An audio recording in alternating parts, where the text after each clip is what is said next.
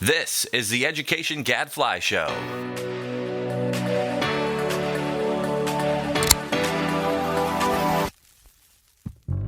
Welcome to the Education Gadfly Show. I'm Stephanie Disler, here to kick things off for this week's episode. Today, we're joined by Fordham's President Emeritus, Checker Finn, and Laura Hamilton of the Center for Assessment for a polite debate on expanding measures of school quality beyond test scores and other hard data. Then, on the Research Minute, Adam Tyner explores a massive study of 10 million students that tracks how math and reading gender gaps develop from kindergarten through 5th grade, and what that means for the narrative about boys and school. All this and more on the Education Gadfly Show, starting now. Hello, this is your host, Mike Petrilli of the Thomas B. Fordham Institute, here at the Education Gadfly Show and online at fordhaminstitute.org. And now please join me in welcoming today's special guests, Checker Finn and Laura Hamilton. Checker and Laura, welcome to the show. Thank you very much. Thanks, Mike. It's great to be here. Yeah, well, you all know Checker, Fordham's President Emeritus, and the original Education Gadfly. Laura, for those of you that don't know, is a senior associate at the Center for Assessment. And we are super excited to have them here for a discussion, maybe a debate even, we'll see. We were inspired by this because Checker a few weeks ago, maybe about a month ago now, wrote a post for the Education Gadfly writing about the interest and need to focus on measures of school effectiveness beyond test scores. Now, this is something we've talked about a lot here on the show. We had Eric Roebelin on this summer, for example, to talk about his Education Next article, where he looked at school inspections. On my new Substack newsletter, Schooled, we've been debating growth versus achievement and how to combine those measures into a final rating, or maybe not to combine them into a rating. So some of these issues are kind of perennial. But they are important, and they're important as we think about how to evaluate schools, how to decide which schools should be celebrated as models, but also which schools need intervention. So let's unpack all of that on Ed Reform Update.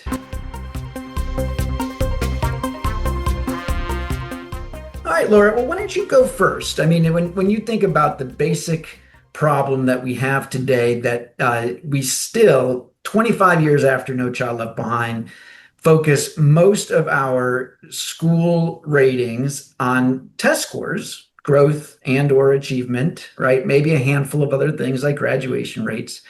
You think that's not enough?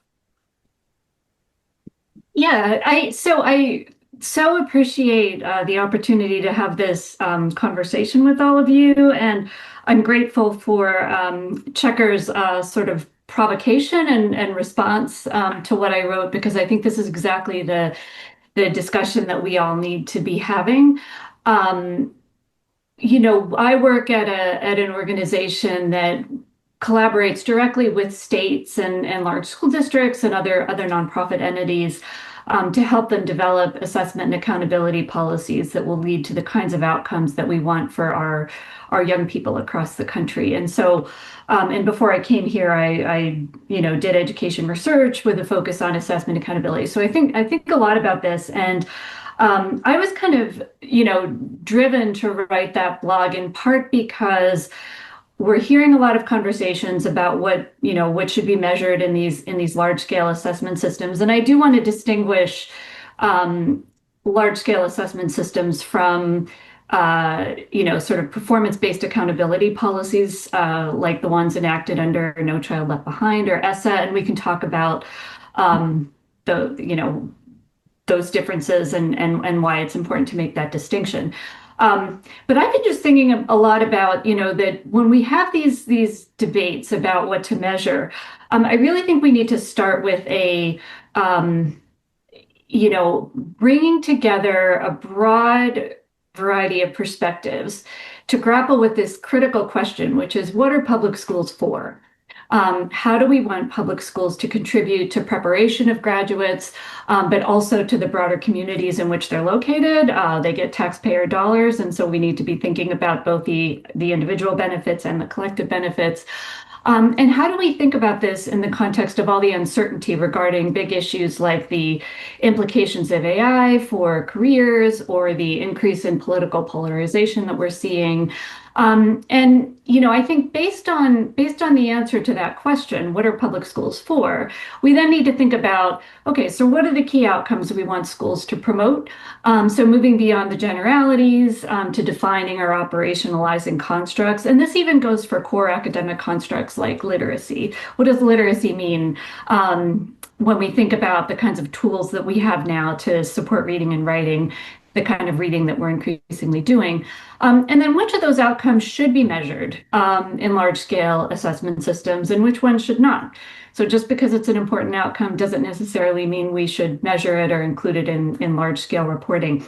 So I would like to see us as a field, as a community, having those conversations and kind of grappling with those difficult questions to a greater degree than I think we have.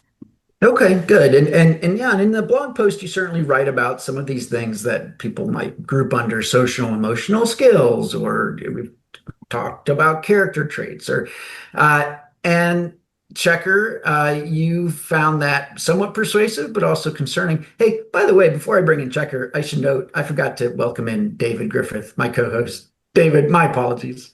That's all right, Mike. I'm always here, folks. I am so excited about, measures of school effectiveness. I forgot. Okay. All right, Checker. So, you've been, I think most people would think of you as pretty much a hardliner on testing and someone who's been pretty skeptical of some of these, social and emotional skills. Not that kids need them, but, whether schools can actually provide them. So I don't know, is there, where are you now? Are you evolving on this issue? I may be evolving a little bit in that I don't actually disagree with anything Laura said. She's among a number of thoughtful people who've been writing lately and speaking lately about the need for sort of broader and more comprehensive, more holistic ways of looking at what kids are getting out of school, how schools are doing, how schools are performing. There are a million things I would like young people to have by way of attributes, skills, knowledge, and so on when they're ready for adulthood. I mean, civic competence would be an example on my long list. And yet I'm worried a lot that as test scores fall across the country and as traditional forms of accountability are going into eclipse in one state after another, that we are at serious risk of kind of throwing out an important baby along with a lot of perfumed bathwater. The important baby is whether kids are literate and numerate and able to be ready for success, even minimal success, in what comes after high school. And right now, too many kids aren't. And if we give schools too broad an assignment, and if we blur the focus on some core attributes that are essential and that we're not doing very well at all right now, I think we may do even worse on those core attributes. I think we may also let other parts of society off the hook on their role in getting kids, for example, civically literate, which can't just be done by schools alone. And I think we risk giving schools more than they can handle. I mean, they only occupy this fraction of kids' lives.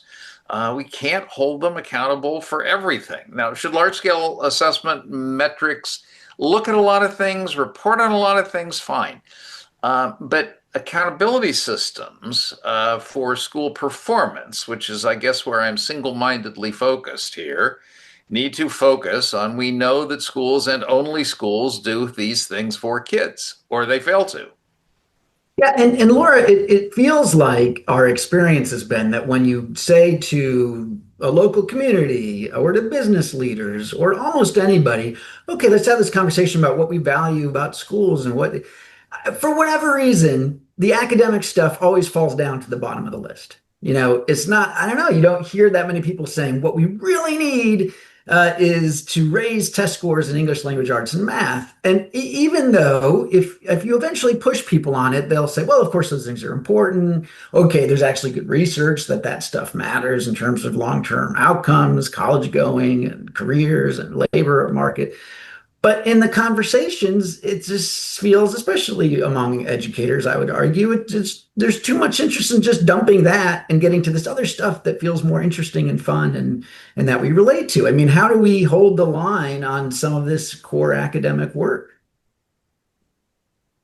Yeah, I think, there's been a lot of one of the reasons I'm particularly interested in this topic now is that in the context of expanding school choice options, Mhm. we're now empowering families and students themselves to assess the different options that are available to them and use the information that's provided to make choices about where they choose to enroll.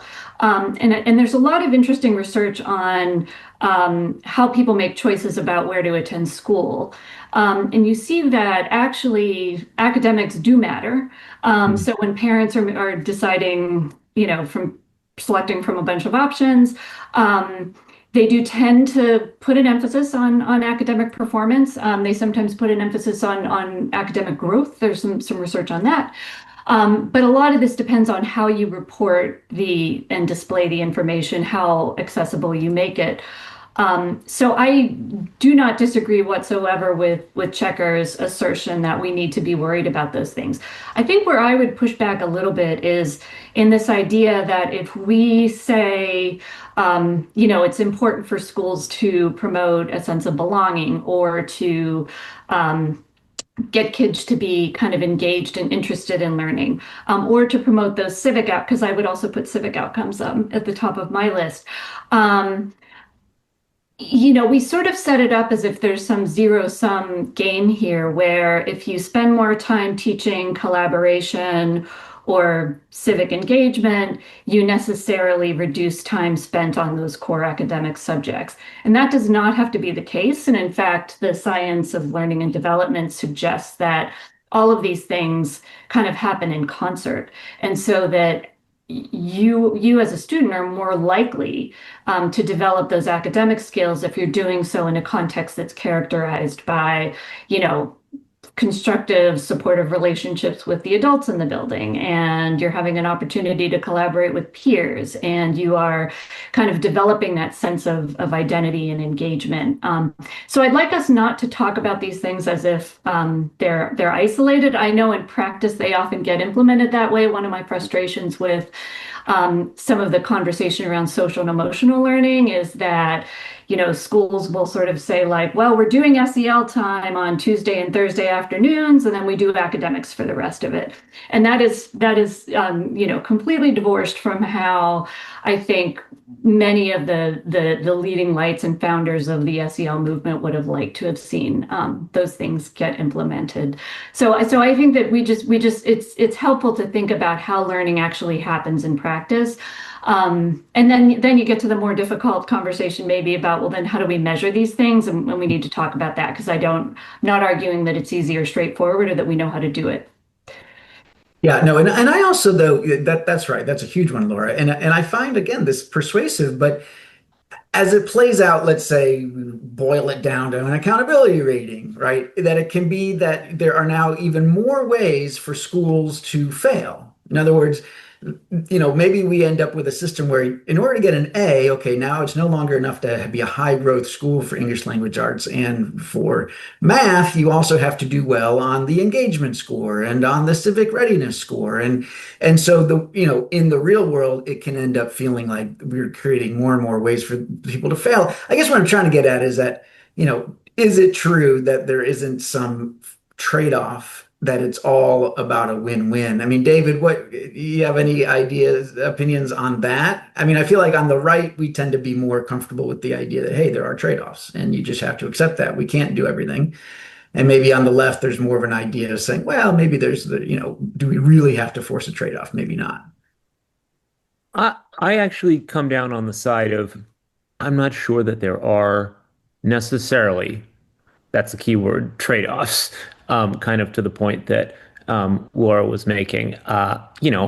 When you're insisting that a kid do their math homework, you're doing socio-emotional learning. It's embedded in every human to human interaction in a school, right? I tend to think that often these things are mutually reinforcing. In other words, it's hard to believe that kids can learn anything if they aren't engaged.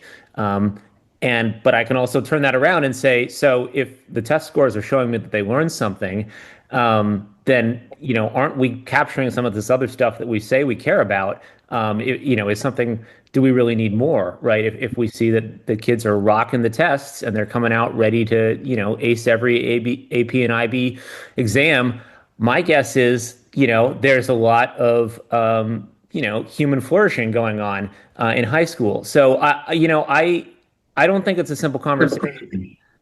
Yeah, I think it's hard to talk about without getting specific, right? But many of the things I've been trying to push for, like taking grades into account, taking sort of long-term outcomes into account, right? Like these are incredibly compound outcomes, right? They involve academics and they involve socio-emotional competencies or whatever you want to call it, jobs, right? Employment. These are not straightforward outcomes. They're bringing together lots of different things, and I think we could solve the measurement issues. Honestly, I think we would find that there's actually a lot of consensus around what it is we're trying to accomplish.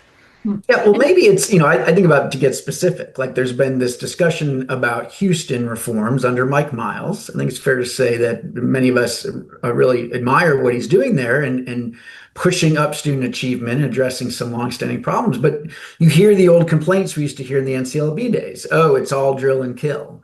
They have a curriculum that is very scripted, and that's not full of joy and engagement, right? I don't know if that's true or not. It's hard to say, but let's say that's true, that it is a lot of drill and kill, but it's working. And maybe this conversation is about, well, so is that okay? Is that a good school or is it not a good school? And I don't know, Checker. I mean, if Mike Miles has drill and kill schools that are now A schools in Texas, is that to be celebrated or not? It's a modest celebration. I mean, I'm not going to pop open an expensive bottle of champagne for drill and kill success, but maybe a little Coca-Cola. I think that both David and Laura alluded to the measurement problems here.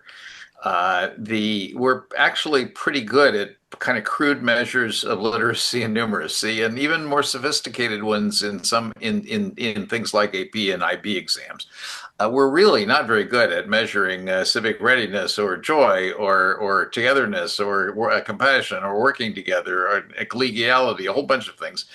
And so if we're going to get serious about using these as indicators of either kids' readiness or schools' performance, we're going to have to really either tackle measurement issues or get into a whole elaborate system of school inspectorates where we send people around to spend serious time in schools taking their temperature on a whole bunch of fronts. Because we don't have very good ways of gauging schools on a lot of these other things, nor kids either, for that matter. We sort of, it when you see it. You may know it 10 years after high school when you look at what's happened to them. You don't know it when they're sitting in a classroom at age 18. Mm-hmm. Yeah. Although I agree with all that, Checker, except I'm not sure we have to send the people into the schools. I wrote once that we should be able to send robots in soon, and they could. All right. And robotic right. School inspectors. Fine. Yes, exactly. All right, Laura, we'll give you the final word to wrap it up here. Well, I completely agree that we need to invest in developing better measures of these things. And I say that not just as a self-interested member of the measurement community. I also want to reiterate that I think the very last point I made in the blog was like, be careful about attaching high stakes to these things. So I am in no way suggesting we add 18 more indicators to states' ESSA plans. I think that would be a disaster. There are different ways that you could think about using and displaying this information, including in ways that will inform school choice, that will inform school improvement efforts and so forth. And maybe that's a separate conversation.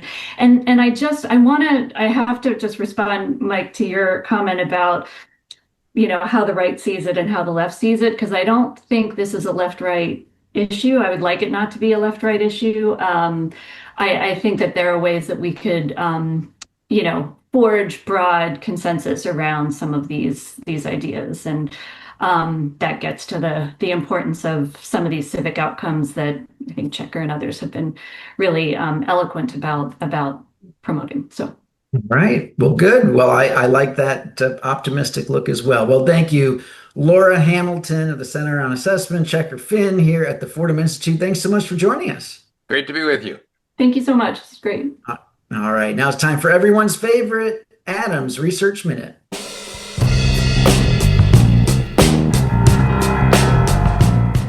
Adam, welcome back to the show. Great to be back. We talk sports sometimes when we chit chat, but I am curious. Baseball is now into the playoffs. Is that something you care about at all? I actually have no idea. No. Hey, totally fair. Totally fair. Especially since your Oklahoma Sooners are continue to climb the ladder, the rankings. Well, we were idle this week, so I don't know if that's anything. It's definitely not anything we did, but also our quarterback is under the knife this last week, so who knows what's going to happen with all that. But hey, we still got an NBA team, so. All right. Well, hey, I'm going to try to find somebody who cares about baseball at some point. You're a Cards fan?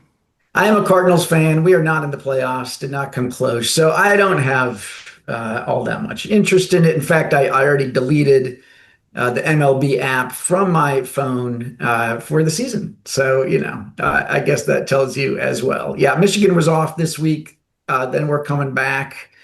But hey, the better the better Oklahoma does, the better Michigan looks because you beat us. So I'm rooting for you, baby. You're rooting for us for weird triangulation reasons. All right, that's cool. Exactly right. Speaking of triangulation, that's something that researchers sometimes do. Is it? I don't know. Nailed it. No? Is that sounds like? Oh yeah, I had that graduate course on triangulation, like my second year at UCSD. Yes. That was that right after the course on p hacking that you had. Yes. Okay. All the courses were on p hacking. All right, what you got for us this week? All right, well, today we have got a very short paper that confronts a narrative that we've all heard by this point. The idea that the early grades of school are set up in ways that do not suit boys. The argument goes that early childhood years have become too academic, too structured, and that because boys tend to mature a little later, they're at a built-in disadvantage. The Brookings scholar Richard Reeves has even said that we should redshirt all boys by default, delaying their start to kindergarten so that they can catch up. But is this narrative really supported by the data? This new descriptive study digs into that question with an unusually large and detailed data set. The researchers used test score data from about 12 million students across 22,000 schools that take the NWEA MAP assessments. The researchers followed 9 different kindergarten cohorts, kids starting kindergarten between 2016 and 2024, and tracked them up through 5th grade. They complement these data with federal data from the ECLS-K elementary school study as well, and they use all of these data to compare boys and girls in both reading and math. Because their sample's so large, they can look not just at snapshots, but also at how gaps widen and shrink or stay flat as students move through elementary school. So what do they find? First, at school entry, girls do indeed have an edge, especially in reading, where they're about 10 to 20% of a standard deviation ahead of boys. Going back to data from about a decade ago, girls also had a very small math advantage in kindergarten, but that advantage has since gone away. By the most recent cohorts, boys and girls are essentially dead even in math when they first show up at kindergarten. But that changes quickly. By the spring of kindergarten, just 9 months into formal schooling, boys have pulled even or even a little ahead in math. And from there, the math gender gap tends to widen as students move up the grades. By the end of elementary school, boys are about 13% of a standard deviation ahead in math. And the researchers point out that this basic pattern of math gender gaps has held for more than 20 years. Whether you look at federal data like the ECLS-K, there's 2 different waves of that, or this newly available data from the MAP assessment, the story is consistent. Boys and girls start out kindergarten performing about equally in math, but somewhat outpace girls over the course of elementary school. In reading, girls basically just outperform boys across the board, so that part of the narrative is true. Girls start kindergarten slightly ahead in reading, and they stay ahead all the way through fifth grade. The gap doesn't really widen, but it doesn't shrink either. Girls begin school about 11 to 17% of a standard deviation ahead in reading, and by the end of fifth grade, that gap is still in that range. So I'll end with this. The bottom line here is that the common story that early schooling is poorly designed for boys doesn't entirely hold up, at least according to data from these surveys, federal elementary school surveys, and the MAP assessment going back decades. In that famous Atlantic Monthly article from a couple years ago, Richard Reeves claimed that, and I quote, on almost every measure of educational success from pre-K to post-grad, boys now lag well behind their female classmates. This paper's data from elementary schools, at the very least, provides some important exceptions to that narrative.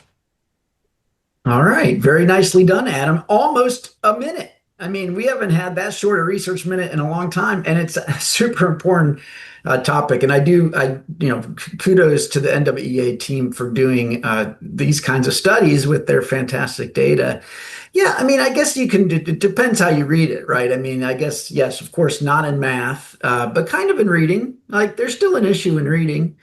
And look, I think redshirting some boys, we redshirted one of our boys, might make sense. I wouldn't go as far as Richard and say every single boy, right? But I do think using that policy more aggressively, doing third grade reading retention or even earlier grading retention sometimes makes sense. I mean, it is fair to say that there's something going on in those early years. I remember digging into this once for an article when people were talking about a big gender gap that was happening in college going. And I look back, and if you look at the NAEP scores and then you go back to the early childhood studies, yeah, I mean, you find some of these reading gaps open up early.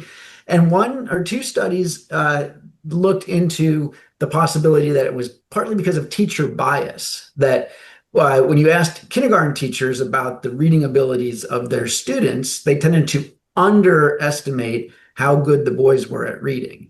And the researchers thought, well, maybe this is because the boys are so misbehaving and squirrely that in the teacher's head, they must think that the boys probably not very good at reading either. But at least on test scores, they were reading, just as well or almost as well as the girls. So, again, that's a cultural thing. I mean, I think it is a stereotype, but there's some truth to it.